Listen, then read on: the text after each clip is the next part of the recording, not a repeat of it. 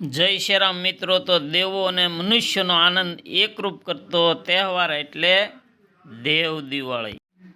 જય શ્રી રામ મિત્રો. તો અગ્નિદેવની સાક્ષીએ વિષ્ણુ ભગવાનને તુલસી માતાના મંગળ ફેરા પૂરા થાય પછી જે લોકો નીતિ નિયમ પ્રમાણે પરિક્રમા ફરવા જાય છે. ફેમિલી મિત્રો, જય શ્રી રામ. તો ખરેખર દરરોજ ને દરરોજ વરસાદની તારીખ વધતી જાય છે. આંબાલાલ દરરોજ ને દરરોજ વરસાદ માટેની આગાહી આપતા રહે છે. તો ખરેખર શ્રદ્ધાળુઓને પરિક્રમા માટે વરસાદની સ્થિતિ જોઈ યાત્રા કરવાનો અનુરોધ કરી.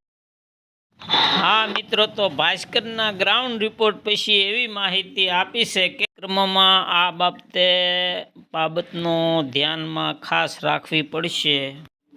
હા મિત્રો, તો વરસાદને લીધે તમને જ્યાં ત્યાં સૂકા લાકડા નહીં મળે એટલે ગમે ત્યાં તમે રાંધી નહીં શકો. જય શ્રી રામ. તો મિત્રો, માળવેલા, ઝીણા બાવાની મઢી અને બોરદેવી આ 3 જગ્યાએ રોકાઈ શકશો અને રાંધી પણ શકશો. હા મિત્રો, તો આ 3 જગ્યાએ મહત્વના પડાવ સિવાય અન્ય કોઈ પણ જગ્યાએ રોકાણ ટાળવું, કારણ કે ત્યાં જંગલમાં ગમે ત્યાં કાં વિષીકુશી કે જીવજંતુ નીકળી શકે છે. એનું ખાસ ધ્યાન રાખવું પડે. માટે જય શ્રી રામ. જય શ્રી રામ મિત્રો. તો એકલ દોકલ રહેવું કરતાં ગ્રુપમાં રહો તો વધારે સારું પડશે એવું જણાવે છે. ફેમિલી મિત્રો, તો આ જૂનાગઢ ગિરનારની લીલી પરિક્રમામાં શરૂ થવાને આડે હવે માત્ર 3 જ દિવસ બાકી છે. ત્યારે કમોસમી વરસાદને લીધે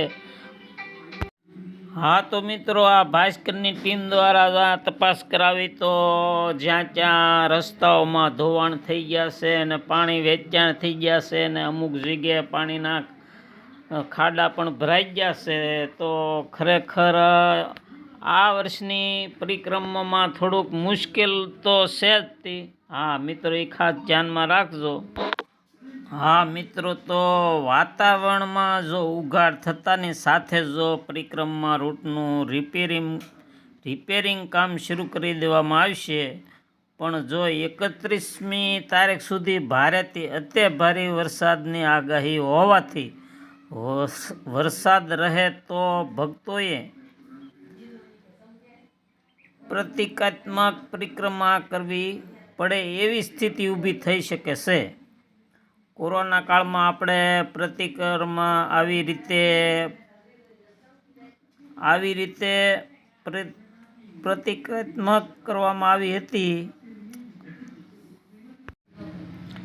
જિલ્લા કલેક્ટરે કહ્યું હતું કે પરિક્રમા રૂટની મરામત, રોડ, રસ્તા, હેલ્થ, પીવાના પાણી, લાઇટ સહિતની જરૂરી સુવિધા પૂર્ણ કરી દેવામાં આવી હતી. પણ છેલ્લા 4 દિવસથી વરસાદથી ગિરનાર લીલી પરિક્રમાના રૂટને અસર પહોંચી છે. રૂટના રસ્તા પર માટી કીચડ થયો છે, જેથી પરિક્રમા દરમિયાન ચાલવું ખૂબ મુશ્કેલ બની જાય છે. તેવી જ રીતે વ્હીકલ લઈ જવું પણ એટલું જ મુશ્કેલ થઈ રહ્યું છે.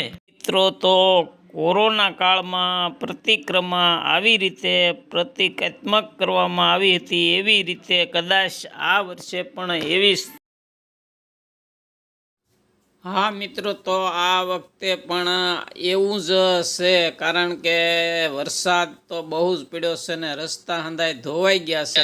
મિત્રો, તો 90-18ના આ સ્વાદદાતા પહેલી આપણે આ જાણીએ કે ત્યાંની પરિક્રમાની અત્યારે સ્થિતિ શું છે તે જુઓ તમે. કમોસમી વરસાદે ખેડૂતોને તો હેરાન કર્યા, પરંતુ ગિરનારની લીલી પરિક્રમા પર પણ આ કમોસમી વરસાદનું સંકટ ઊભું થયું છે. જય શ્રી રામ મિત્રો. હાલ અત્યારે આપણે આ 90-18ના પત્રદાતા પહેલી આ હંધું જાણ્યું છે કે આ રસ્તા માટે કેવો રસ્તા ત્યાં પાણી વરસાદને હિસાબે ખરેખર જો રસ્તા હંધાય કીચડવાળા, ગારો અને પાણી ભરાઈ ગયેલા બતાવે છે. તો ખરેખર અત્યારે આ સરકારને ને મિત્રો, તો અત્યારે તો તંત્ર અને સરકાર આ હંધુય વિચાર કરી રહી છે કે કેમ કરવું, જો વરસાદ રહેશે તો તાબડતોબ રસ્તા સારા કરવામાં આવશે. હા મિત્રો, તો અત્યારે તો આ પ્રશ્ન મૂંઝવણ ભરો છે, કારણ કે જો આ તમે રસ્તા જોઈ શકો છો, પાણીના ખબૈયા ભરાઈ ગયા છે અને ગારો પણ છે, વાહન હાંકવામાં પણ તકલીફ પડે એવું છે. તો ખરેખર આ હંધી નજરે તમે જોઈ શકો, નિહાળી શકો છો. જુઓ તમે. હા મિત્રો, તો આ આવી વિકટ પરિસ્થિતિમાં આ લોકો હંધાય શું કરવું એવો વિચાર કરી રહ્યા છે. તંત્ર કહે છે કે જો વરસાદ રહેશે તો અમે તાબડતોબ રસ્તા સારા કરશું. હા મિત્રો, તો આ હંધી આવી સ્થિતિ છે, તમે નિહાળી શકો છો. જય શ્રી